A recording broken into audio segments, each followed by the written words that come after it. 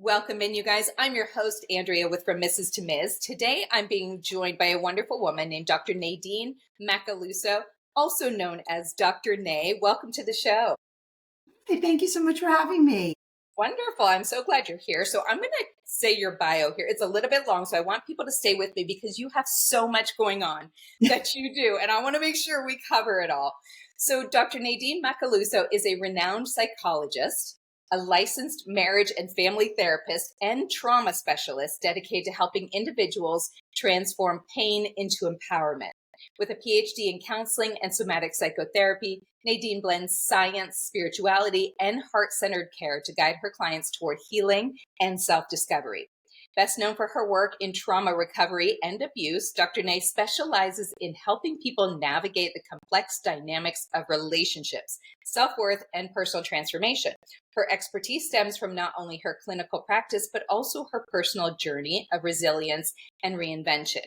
So Dr. Nay first entered the public eye as the former wife of Jordan Belfort, famously portrayed in The Wolf of Wall Street. So this was a little new to me when I looked as well, because I think we all relate to the movie where we see Margot Robbie playing the wife. And I was like, oh, wait, is she playing you? I'm Margot Robbie. You are Margot Robbie. Okay, Yes. so they called her Naomi in the movie? Yes, That's what threw me They off. called me Naomi because I told them they can't use my name. That makes sense. Okay, I'm with you. I'm with you. So having lived through the intense highs and lows of that chapter, Dr. Nay emerged stronger and more determined to help others reclaim their power. Her story is a testament to the human spirit capacity for growth, healing, and thriving after adversity. So today, Dr. Nay runs a thriving private practice. She offers workshops and retreats, and she speaks globally about trauma recovery, healthy relationships, and emotional wellness. Her approach is rooted in compassion, authenticity, and the belief that everyone has the potential to heal and create meaningful, fulfilling lives. Girl, you are busy. Busy. See, it's so true. It's so true. My husband's always like, what one more thing can you fit in your day? And it's amazing. Somehow we do fit it all in, don't we? Yes, we do. That's wonderful. Okay, so let's start at the beginning. Let's go back. So we just were talking about you being married to Jordan Belfort from the actual movie Wolf of Wall Street. And it Correct. was portrayed by Margot Robbie, which is so fun, such a neat story to tell. So I'm really excited to hear about this. And so you were married for 8 years before you decided to leave. So can you share with the listeners what that relationship was like and how you found the strength to walk away? Yeah, sure. So my relationship with my ex, Jordan Belfort, the Wolf of Wall Street, was really like what was portrayed in the movie. I mean, we were the quintessential trauma bonds before I knew what a trauma bond was. Yeah. And it was just like it shows in the picture, in the beginning, we were madly in love. It was fast and furious, tons of love bombing. And then as the relationship went on, and similar to a trauma bond, Jordan's mask started to fall, because I always say in the beginning, right, they're like Romeo. And then in the middle and the end, these guys are like Dirty John. And Yes. so his masks start to fall. And then that's where all the madness that you see in the movie with the drugs Yeah. and the out of control behavior that he had. And then he was also abusive to me. Mm, And so, and I had, and as our marriage developed, I had 2 little babies to care for. yeah. And so it was crazy. It was yachts and private planes. And we had, of course, fun times, but behind the scenes, there was a lot of abuse and chaos, and me really trying to keep him alive because he was so addicted to drugs. And then finally, I just had enough, and I went. So how old were you when you got married? So I was 22 when I met him, 23 when we got married. So I And was very, very young. very young. And he was how old? He was 28. 28. Okay, so that's not crazy to start It's with. only 5-year age difference between Yeah. them. And how well was he portrayed in the movie compared to how he was in real life? If we're thinking back to that. Accurate. It does. So he started out very much like that and almost couldn't handle the fame and fortune himself, right? Maybe I guess that people just implode at some point. I almost say it was a little bit much like rock stars, too much too soon, Yeah. You don't know how to right? Yeah, couldn't handle all the money, all the power, abuse the power, and then the drug addiction just got totally out of control. Wow. And so how long do you think you should really know somebody before you know somebody? Yeah, well, definitely longer than I did. We got, again, typical to a trauma bond. It was like we were engaged in 6 months, married in a year. And so that's one of the components of it where it's like very intense and Mm. you move at warp speed. And so I would say give it longer than that. Yeah. Yeah, they usually I've heard like 8 months to a year because 6 months you're still in that honeymoon phase, being very sweet, and then all of a sudden you see that other side, and now you're Correct. in it. Yeah. Yeah. Tough. So how did you and at what point did you kind of said, I just decided I've had enough. I'm gonna get out. Was it tough for you? Was it an You easy know, decision? the research shows like it usually takes a woman 4 to 7 attempts to leave. That wasn't my case. What had happened to me was that, as the movie depicts, there's a scene where he gets violent with me at the end of the movie, and it's different chronologically than what the movie demonstrated. It's that I said to him, I'm not going to sit here and watch you kill yourself. You're Yeah. doing so much drugs. All these people don't care about you because you're just making them tons of money, right? And Mhm. so, but I stood up to him, and that is when he got violent and all of that stuff happened that they portray in the movie. But then he did come back. He did get sober, so it was wonderful that he got sober. But about 6 months later, I said to him, that was really hard what we went through, the drug addiction, the abuse, and he was like, that wasn't that hard. And that abuse, with combined with the lack of remorse, I was done. You Yeah. know, I was just done. I didn't know what the word callousness was back in my late 20s. I know now it was so callous, lacking empathy. And then he got arrested. So about 6 months after that, and then I had my window to leave and I left. So you had the kids at that time? I had the kids. Yep. Yep. Wow. So did he know you were leaving? Did it need to be like a Yeah, he got arrested. And then I said to him, I'm done. Like, this is enough. And, the thing is that he had an ankle bracelet on. So I felt safe enough to leave because at that point, the power imbalance had shifted and we were Yeah. back to being equals. Yeah. And so I asked him, we had 2 homes, and I asked him to leave the home that I was in. And I said, that's it. Wow. We're getting divorced. I love how you turned the ankle bracelet into a silver lining. You're like, that was Yeah. a positive thing because that was an opportunity for me to leave and For be on the me, same it was his like lack of freedom became ironically my freedom. Wow. Interesting. So then tell us what happened after that. How did you get to where you are now? Yeah, so then what happened was I was dating and raising my little children, and I had a little business at the time. I had a maternity company. I made maternity clothing. I was in the garment business, had a store and an internet site.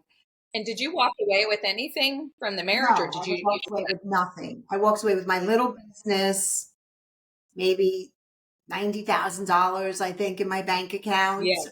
But I was living in my house, but I knew that they were going to take the house. Mm. But I really didn't want any money because it was all blood money Yeah. and this didn't feel right. And so I didn't want it. Hmm.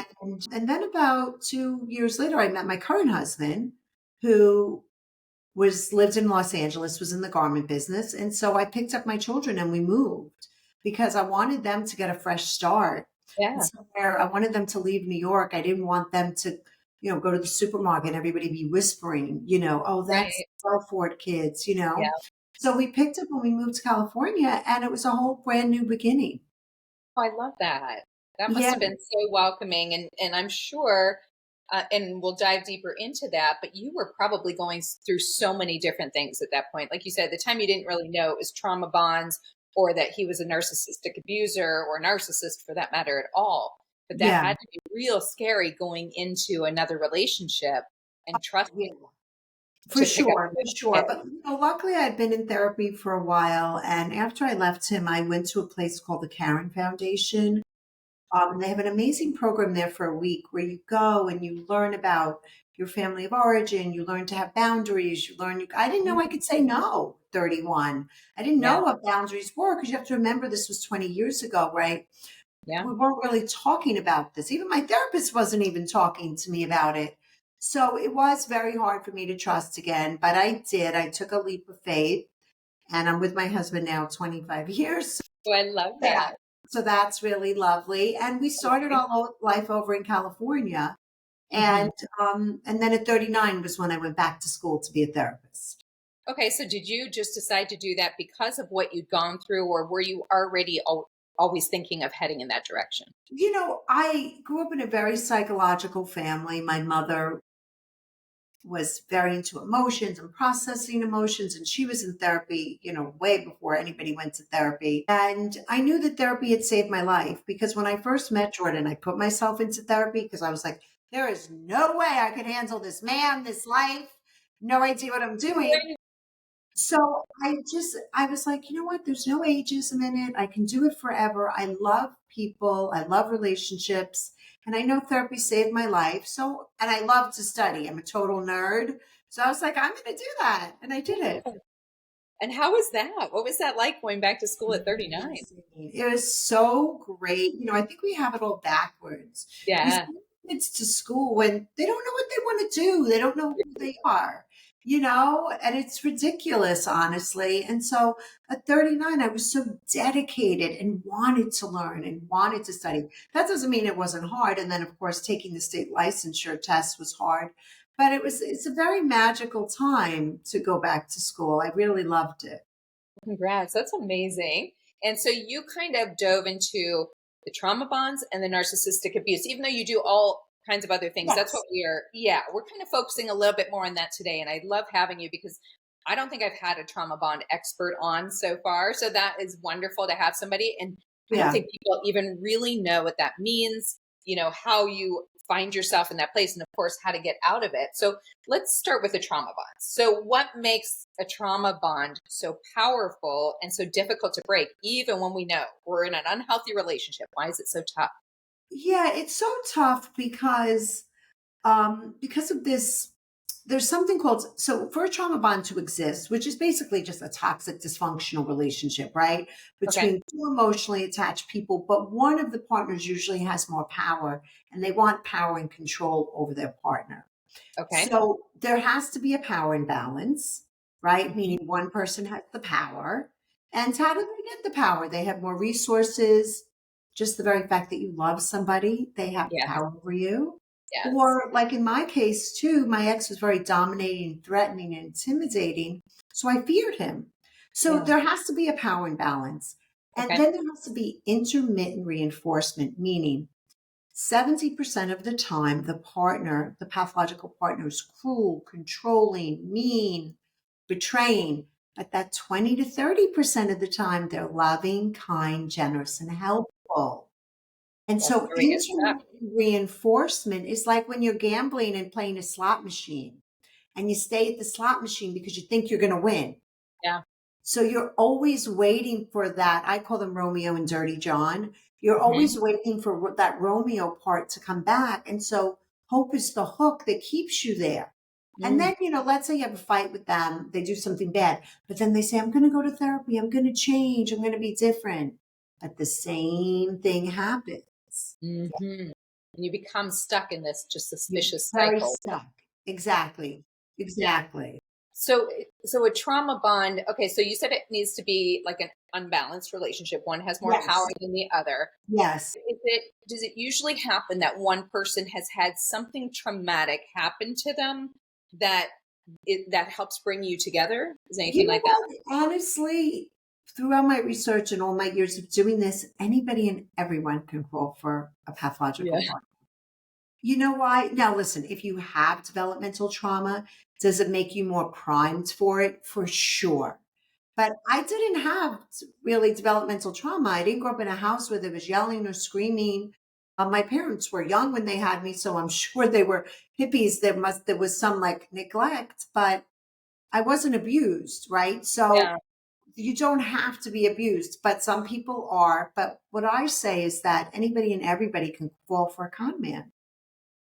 I agree because they're that good. They're Usually that, if they're common, right? They're that good and we've seen enough movies to know no, exactly, but not enough to know what to look for. We just fall into it. Correct, correct. Right. And if you're a very trusting person, you just assume everybody's like you. Yes. Which is sad. And also the fact that you said, you didn't know you could say no. I think that still translates to today. We Correct, know we can say no, but it is still just as difficult as it once was. I don't know correct. why. It's so hard for us to set the boundaries and then they push you and you're wavering on it. It is Yeah, a difficult thing to come out of.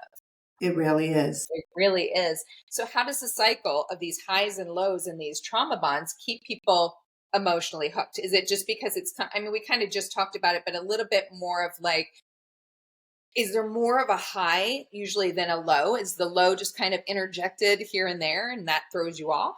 Well, there's really, I would say the highs are really high and the lows are really low. So those extreme experiences create extreme feelings inside of us that actually bond us. So there's research that I found that said that animal trainers that use intermittent reinforcement, the animals bond to them 230% more than if the animal trainer used straight kindness.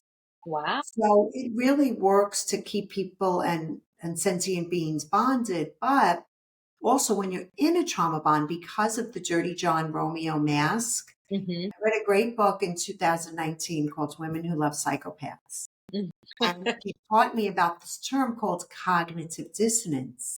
So you feel mental discomfort and confusion due to the two masks. Yeah, I would Because think you're so. like, wait, is he good? Is he bad? Yeah, Am I you don't know what crazy? you're Am I crazy? Is the relationship good or bad? So that cognitive dissonance keeps you confused and keeps you trapped too. How scary is that? Yeah, because you don't know You when don't know.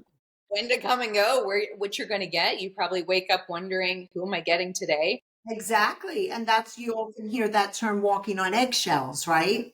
Yeah, That's, absolutely. that's And what so that means. how can they break that pattern? What can we do to like get in Yeah. in front? Well, first of all, you have to really accept that you're in a trauma bond, right? You have to admit to it. Yeah, I think a lot Yeah. of times, like, oh, but we had a bad childhood, or it's just the drugs or alcohol, or we make excuses for people that we Yeah. love. And if you have crazy making communication that goes nowhere, if your partner is very controlling over you, if their words don't match their actions, you have to accept that you're in a trauma bond. Right.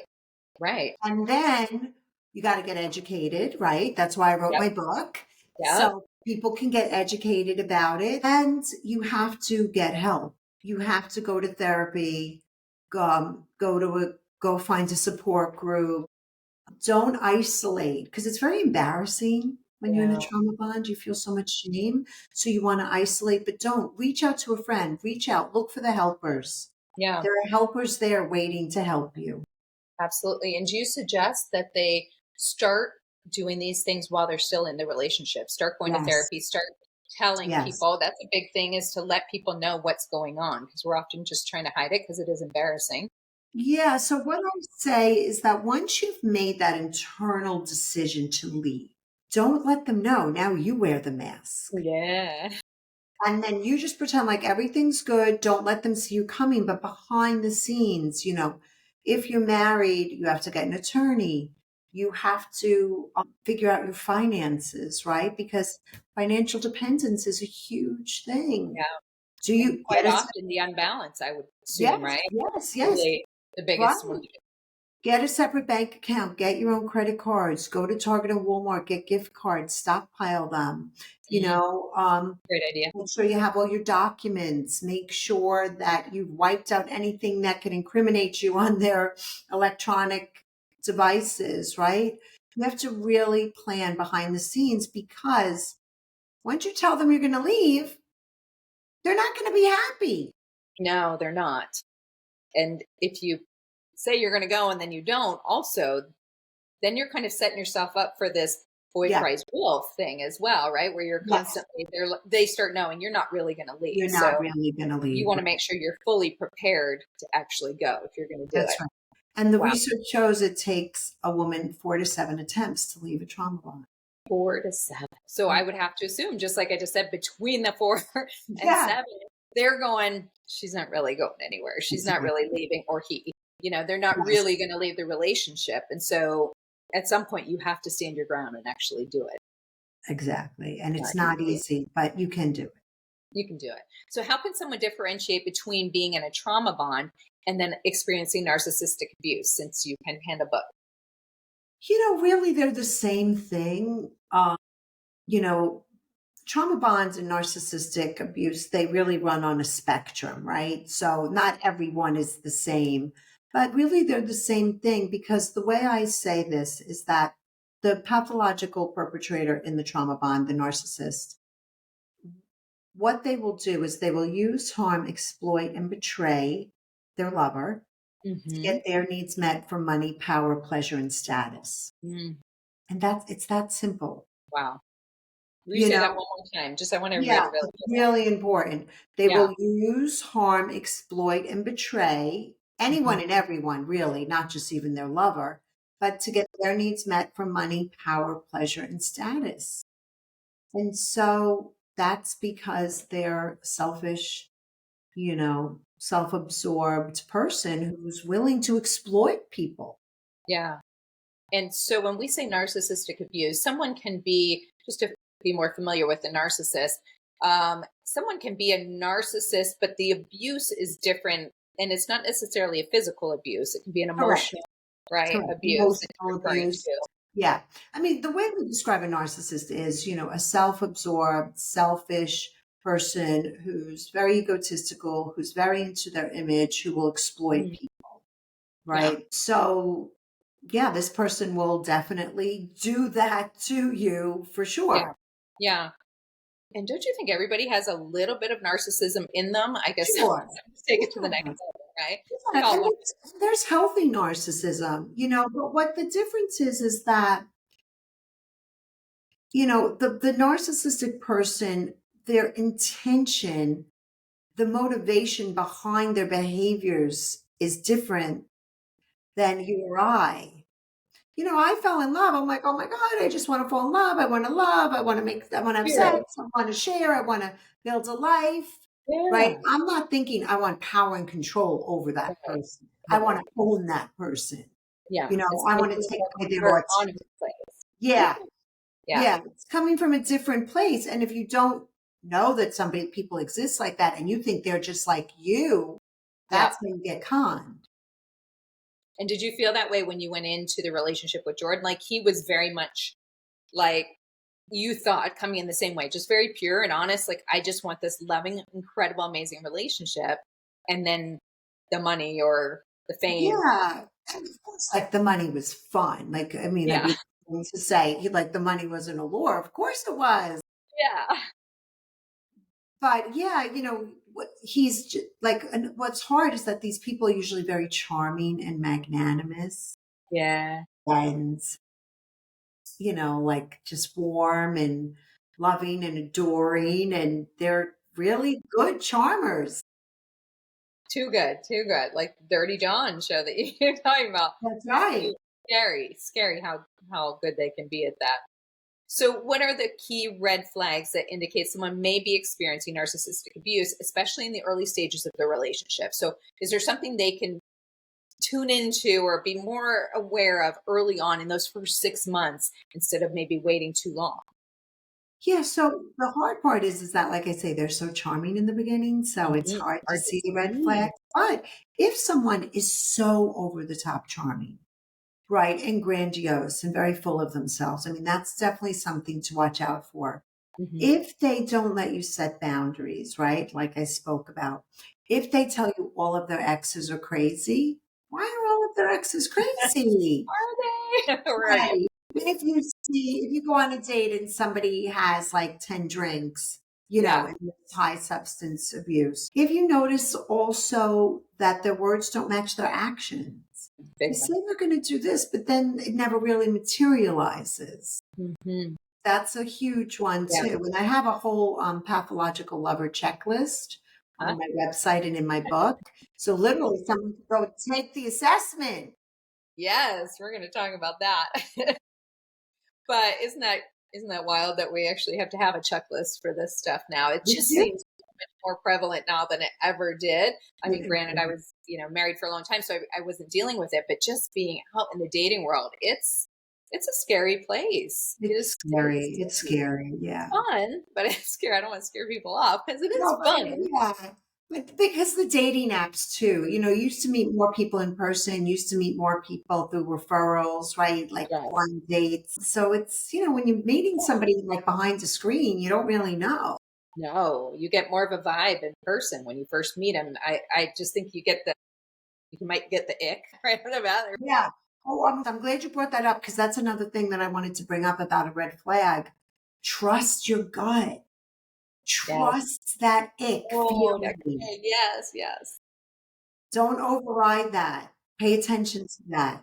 Yes. And I've really just personally been noticing that a lot more lately. I've just been coming more in tune with myself when dating somebody. And I just, something happened the other day and my gut was like, something is off. And sure enough, it was. And I just felt so relieved after that, knowing that my gut was right, that I can actually trust it because I think we start to question Trust it. your gut. Well, Right? is that what it is? Right? Sure, Yeah. 100%. Yeah. So how can someone effectively set boundaries with a narcissistic partner or a family member without like causing this big commotion, escalating the situation? What could Yeah, they do? I mean, it can be very hard to set boundaries. And what I say to the women I work with is that when you set boundaries or you give truth to your authenticity, that doesn't mean the other person's always going to listen. That Mhm. doesn't mean that they're always going to respect your boundaries, but you have to give voice to your truth. That is the most important thing because depression is a pressing down of self. Mhm. Right. And so, yeah, if you can say it calmly, I work with a lot of women on having healthy assertion, healthy aggression, just Mhm. saying, you know what? No, I'm not going to do that. That doesn't work for me. Thank you, though. Yeah, Right. Not a big explanation, a big long story. Maybe what about this? No, that yeah. doesn't work for me. Boom. That's it. I love that because we are always trying to defend our response or say Yes. why. You just have to stop because yes or no, for that matter, is an answer. And it That's doesn't right. really need to go beyond that. No. And you make your yes a real yes and your no a real no. That alone, you can't even believe how much happier you will be. Oh, I love that. That's great. So you have an incredible book out. I see it in the back corner there called Run Like Hell. It is Yeah. a therapist's guide to recognizing, escaping, and healing from trauma bonds. So tell us about this book, what prompted it. I'm sure I know what prompted it, but tell us all about it. Well, you know what happens is that I really never wanted a specialty. I just really want to work with everybody Mhm. couples, anxiety, depression, personality disorders. But what happens when I open my practice is all these smart, bright, beautiful, kind women were coming into my practice, you know, getting cheated on, getting abused, getting controlled, experiencing financial abuse. And I was just like, we have a problem. Like, Yeah. this is so prevalent. And so Yeah. I went back to the research because I'm a nerd and I started to write this book. And I don't think I would ever do it again. It was the hardest thing I've ever done. But I really wanted to write a book that turned the stigma. We're always blaming the victim. Why does she stay? Blah, blah, blah, blah, blah. And it's like, Yeah. no, why does he do that? Right. And what are the complex psychological mechanisms, like you asked in the beginning, that are happening here? The reason why she stayed. I really wanted to break the stigma for the victim. And then Mhm. I wanted to explain what it is so they don't think they're crazy, tell them Mhm. how to leave, and then tell them how to heal. So is this sort of a biography for you, or is it more, are you writing No, from? it's more clinical. It's more clinical. I mean, I mentioned myself a little bit, but in the beginning, but what I do is I take four trauma bonded couples, right? So from all my experiences as a therapist, of course, changing names and all that. And I explain their relationship. And Mhm. then I use their relationship throughout all the clinical material in the book to Okay. explain what a trauma bond is, who the narcissistic pathologic partner is, who is the victim, how to leave safely, and then the last section's all how to heal because you can heal. You can. You can And can heal. a narcissist become not a narcissist or the Yeah. abusive? Can they change? Can they They truly can change? change. A lot of my colleagues don't think this, but I disagree with them only because I have witnessed it. Now, listen, 70 to 80% don't change because why do you want to change if you're getting all your needs met for money, power, pleasure, and status, right? But if somebody wants to change, they can change. They have to want to change. Yeah. How often do people come into your office for consultations and talk to you and you kind of put it out there, hey, you guys are in a trauma bond, or I am seeing narcissistic abuse? Is that something that you directly label them with, or how You does know, that work? me as a therapist, I don't really do that much couples work anymore, but when I Yeah. did, I would Yeah. because there's a lot of issues with therapists when these couples come in and the woman is being coercively controlled or abused and the charming pathological person like tries to trick the therapist. Yeah. That causes so much re-traumatization for the victims. Yeah. So Do you no, see through it I'll pretty call quick? it. I'll call it. Yeah, you can see through it pretty quick. You can recognize it Yeah. at this Well, I point. just ask them questions like, do you need to be right all the time? Do you lose your temper a lot? And I'll maybe something else, and they'll answer yes, yes. I'm like, okay, well, you have a problem. No, it walks like a duck. Yeah.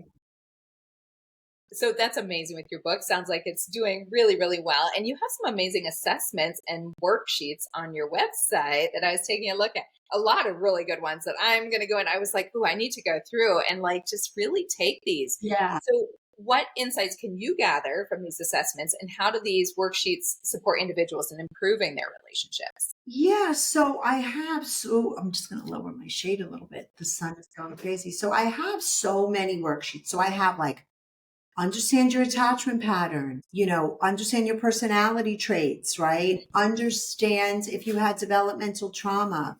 Then I have, pathological lover assessment. I have a trauma bond assessment. Ooh, good I have stuff. so many, a self-compassion assessment. So I Yeah. have so many to educate people. And then usually, with the assessments are, like you said, tons of worksheets or blogs. I Yeah. even have some like free meditations on there. Yeah. So when they do these assessments, should you do all of them, try all of them, or really just the ones that really focus on yourself? The ones that resonate with you, I have like, are you a highly sensitive person, right? If you're struggling and you think, I might be a highly sensitive person, take it.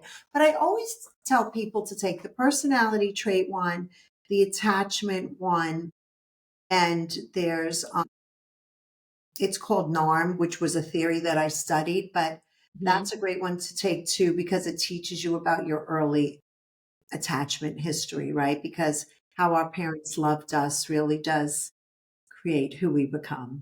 Yeah. And you specialize in attachment theories as well. Is Yeah. that Yeah. correct? That's Yeah. what I did my dissertation on was Yeah. developmental early trauma. Yeah. Right. So when you have early trauma, you get complex post traumatic stress disorder. And when you have a trauma bond, you get complex post traumatic stress disorder. So you get the same set of symptoms because it's all relational trauma. Because when the people that you think are going to protect, love you, and that you think you can trust, when they hurt you, that really creates so many issues for all of us. Yeah. Wow. So they really just all tie in together one Yes, way or another. And one most way or often, the other. yeah. And most often starting from a young age, and Yes, something that, and within your childhood that you maybe haven't dealt with. So it really probably helps to go back and do the therapy starting from a young age, figure out yes, those triggers, yes. get you to a Yeah, place where now it yeah. makes So sense. you can, because nobody has perfect parents, myself included. Okay, I am not a perfect parent. My daughter's a Mhm. therapist. My kids have been in therapy since they're 16. But what happens is that in life, since we don't have perfect childhoods, we come up with defenses, or I call them adaptive survival styles that allowed us to survive. But then when Mhm. we become adults, they get out of balance and we don't need them anymore, but we're Mm. still using them. And we need to know which ones we're using to stop using them. Yeah. Interesting. It feels like all of this stuff, like I said, has been so much more prevalent these current years. I wonder what we did before all of this research and the internet, to be able to even figure all of this stuff I out. know. Well, I think we suffered in silence. Yeah. I think we suffered in silence. And I think that's, that is the beautiful thing about social media, Hmm. that I love. Hmm. I know there's bad things about it, but I just think also it can be really educational and you can get a lot of information that Yeah. feels validating. Hmm.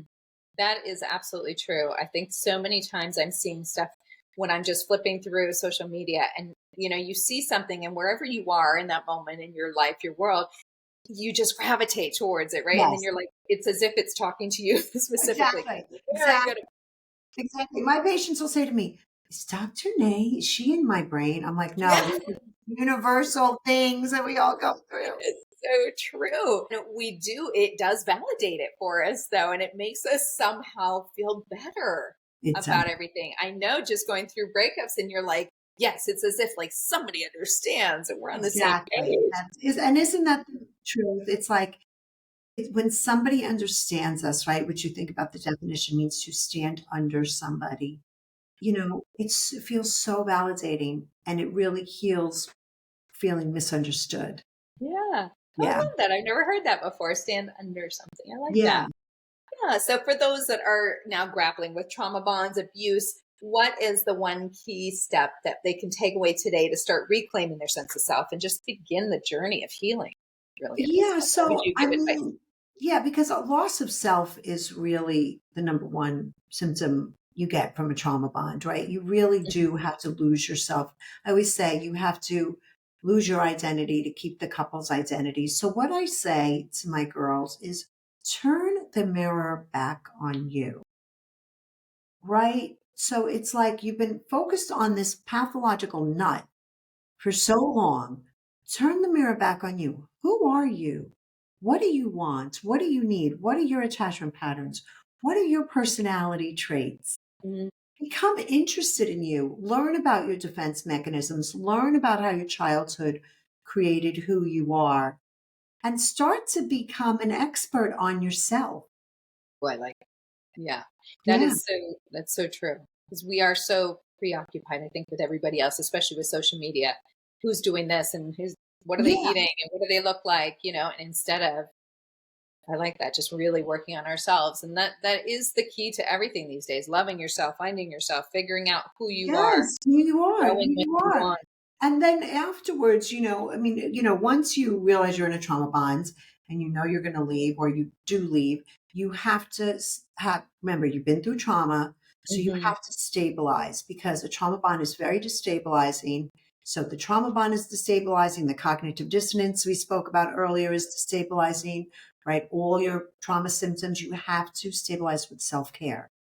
What are you eating? What are you drinking? You have to watch your substances. I get it. You want to eat a pint of ice cream, and, soothe your feelings with Chardonnay and ice cream and a Big Yeah. Mac. It just doesn't work. Maybe for a night, but you Yeah. got to like eat right, sleep right. Exercise is so important. Yeah.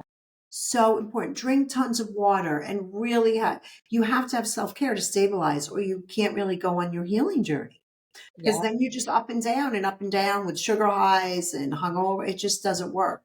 Yeah. That's a great point. A lot of my listeners are coming out of marriage and going through a divorce.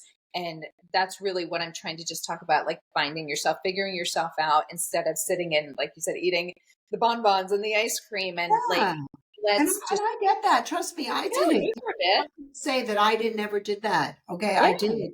But what I discovered is it goes a lot better the other way. Yeah, because you're so much more angrier with yourself too. After you eat all that you're eating, you So feel much terrible. shame. That's right. That's right. You feel so much shame. It's like, so you do something you don't want to do, and then you feel shame, but then the shame also makes you feel so bad you almost go and do it again, right? Yeah. You got to cut the cycle. Yeah. Yeah. Wow, this is really great information. I really love talking about all of this because I think, well, I haven't talked enough about it. And so I think it's very interesting for people to hear exactly what it is and maybe and hopefully recognize it. So Yeah. thank you for sharing all of that with me. And I loved hearing your story about the Wolf of Wall Street. Very cool. And to have Margot Robbie, that's not too shabby to have her play you. I always say it's like a paradox. It's good and bad because it's flattering, but then it's really also horrible to have the Yeah, most beautiful woman in the world who's 20 years younger than you play you. But, playing you. but it's okay. It's okay. Not It too is what bad. it is. How do they even, if you don't mind me asking, come about with like to get you to partake in this? Do they just come to you and say, "Hey, we're going to do a movie on you," or Oh, how do they no, get to that my point? ex-husband wrote a book, The Wolf of Wall Street, when he was Okay, okay. then they took the book and made it into a movie. Oh, gotcha. And I then had nothing to do with any of it. so it just, but it happened that it turned out for you that you could build a career off of it, which That I could use it. Yeah, because, you know, I get to exploit the most misogynistic movie to empower women. So yeah, it's pretty funny. fascinating. It's fascinating. So tell everybody where they can find you, where they can find your book. Sure. Yes, yes, you guys, yes, they can find me at, on Instagram, The Real Dr. Nadine. I answer all my direct messages. I love my community. I just really adore. I post, everybody in my community. I post every single day, and then go to my website, drnae.com. Go take the assessments, go use all the resources, please. And then in January, I am launching a trauma bond recovery course and community. So they can find it on my website. I've spent the past 6 months filming it, writing it, putting it all together. And so, yeah, the journey continues. Wow, I love what you've done here. That is incredible. I think everybody will be really excited to go find you and do all of that. And then your book can be found Oh, my Amazon. book. Yeah, I always forget about my book. No, my book can be found on my website. You can get a signed copy. There's an ebook, there's an audio book, and of course, the regular book on Amazon or Perfect. anywhere books are sold. Barnes and Noble. Anyway, Yeah. they're everywhere these days. Amazing. So before you go, I'd love to play this little game called From Mrs. to Ms. Would You Rather? So I Okay. just have 10 easy questions. Would you rather do this or that based on relationships? Okay. So you ready? You Yeah. just tell me whichever one you like. Okay, number one. Would you rather go on a first date with someone who can make you laugh uncontrollably or someone who can hold an amazing deep conversation for hours? An amazing, deep conversation for hours. The laughing will get annoying. Well, I'm with the therapist, so that's why. Yeah. Makes sense. Number two, would you rather have a partner who's a fantastic kisser but terrible at flirting, or someone who's an expert flirt but just okay at kissing? Good kisser. Kisser. I can't handle a bad kisser, so I would definitely on a good kisser route. Number three, would you rather be able to instantly delete any toxic memory from your mind, or have a playlist that magically plays the perfect empowering song whenever you? I like the perfect empowering song. I think it just helps you to get through it. You don't Yeah. necessarily need to delete everything, right? It's who you are and Right. what made you. And I like songs. They make me feel. Yeah. Yeah. Yeah, I like that. Number four, would you rather date someone who's a terrible cook but always tries to make you dinner, or someone who's a master chef but insists on cooking every single meal for you? Oh, I already have one of those, a master You chef. do? Is Yes, that what your husband is? he's a master chef. How do you stay in such great shape from, I have to work out every single day. is he have like a specialty, or is there something that you No, really he love that makes makes everything? anything and everything so good. I think it would be great until it's not. Yeah, it gets challenging. When he makes a scone every morning, it gets challenging. Yes. Yeah, for sure. Okay, number five, blindfolded surprises or playful role play. Let me think about that. Blindfolded surprise. Blindfolded surprises. Number six, would you rather have the ability to read your partner's mind during sex or be able to control their sensations with just a touch?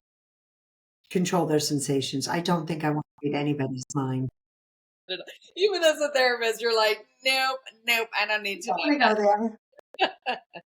Number seven, trying new positions or mastering the old ones.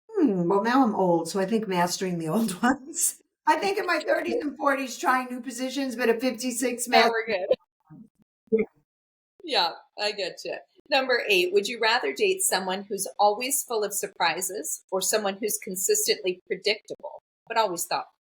Consistently predictable. I think that makes more sense. I love surprises every now and then. Otherwise, I think it's not really a surprise anymore. Yes.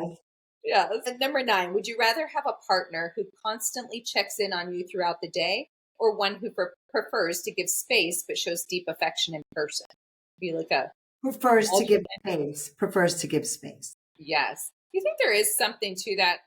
The people that have to like connect all day long, that's kind of Yeah, more of an anxious attachment, right? exactly. Yeah. Exactly. They Yes. need to be touched. Number 10, slow dancing in the living room or spontaneous dance moves in the kitchen Spontaneous dance moves in the kitchen. while he's cooking those dinners. Well, my, my husband is actually an amazing dancer. Really? He has the hustle, and so he's so fun to dance with. So Oh yeah, my gosh. And how did you meet again? Did you tell us on a how you blind met? date. You did? You had like a friend set you up or Some friend set us up. Yeah, blind date. and it just and you magic right off the bat? No, I don't think it was magic right off the bat. I think we just I don't know, we just got along. We both had younger kids. We both love Yeah. to cook. We were both in the garment business. It Yeah. just I think there And it was we're worked. both Italian. He's 100% Italian. I'm half Italian. Just Okay. worked out. Yeah. I love it. And here you are. 25 years later, you 25 said? years later, I can't believe Woo. it. Believe it. Believe it. Long Well, time. congratulations. That's amazing. So, congrats on your book. And thank you so Thank much for you. joining me today. I really wanted, like I said, the listeners to really have a little bit more open understanding about trauma bonds, narcissistic abuse, how they coincide, and how they can kind of get out of those situations if they need Yeah. to. So, Well, thank you incredible. for I'll have all of listening. your information. Absolutely. I'll have all of your information in the show notes for them to find you. And any last piece of advice for the listeners before we go? Yeah, just anybody who's listening, just look for the helpers. Yeah. If you're struggling right now and you're just feeling hopeless or you're just like telling yourself negative things, go Hmm. talk to somebody. It really works. Get out of yourself. We can't build resilience alone. We Perfect. Oh, I need, love we that. need people. So go find a helper. I agree. Couldn't agree more. Well, thank you to everyone that's listening today. You can find me on any major streaming platform with From Mrs. to Ms. You can email me with any comments, suggestions, or questions at info@FromMrsToMs.net. And we will see you guys next week. Have a good one. Bye.